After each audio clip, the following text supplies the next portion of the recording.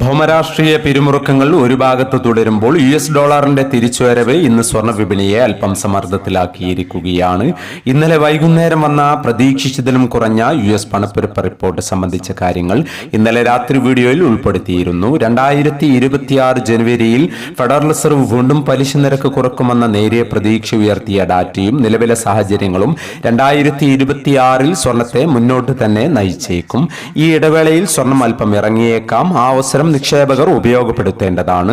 ആ സമയത്ത് അടുത്ത 4 മാസം മുന്നിൽ കണ്ട് നിക്ഷേപിക്കാം. ഇന്നലെ രാവിലെ സ്വർണ്ണവില പ്രഖ്യാപിക്കുമ്പോൾ അന്താരാഷ്ട്ര മാർക്കറ്റിൽ ഔൺസിന് $4,332 പരിധിയിലായിരുന്നു സ്വർണ്ണവില. ഇന്നലെ രാത്രി വീഡിയോ ചെയ്യുമ്പോൾ $4,325 പരിധിയിലേക്ക് ഇറങ്ങിയിരുന്നു. എന്നാൽ ഇന്ന് അല്പം കൂടി താഴേക്ക് ഇറങ്ങുകയും ഇപ്പോൾ $4,319 പരിധിയിൽ എത്തി നിൽക്കുകയും ചെയ്യുന്നു. ഇന്നലെ രാത്രി തങ്കവില ഗ്രാമിന് കാലിക്കറ്റ് 13,000, തൃശൂർ എറണാകുളം 13,020 എന്നീ നിലകളിലായിരുന്നു. വൈകി വരുന്ന ഇന്നത്തെ തങ്കവിലയും ഇന്നത്തെ തങ്കവില അനുസരിച്ച് സ്വർണം വിൽക്കുമ്പോൾ ലഭിക്കേണ്ട തുകയും 11 മണിയോടെ കമന്റ് ബോക്സിൽ പിൻ ചെയ്യുന്നതാണ്. എല്ലാ വ്യൂവേഴ്സിൽ നിന്നും ഒരു ലൈക്ക് പ്രതീക്ഷിച്ചുകൊണ്ട് ഇന്നത്തെ സ്വർണ്ണവില നോക്കാം.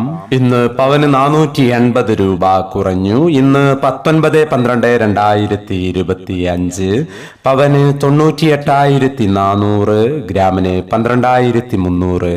ഈ വീഡിയോ നിങ്ങൾക്ക് ഉപകാരപ്രദമെങ്കിൽ വീഡിയോക്ക് താഴെ ലൈക്ക് ചെയ്യാൻ മറക്കരുത്. Thank you for watching.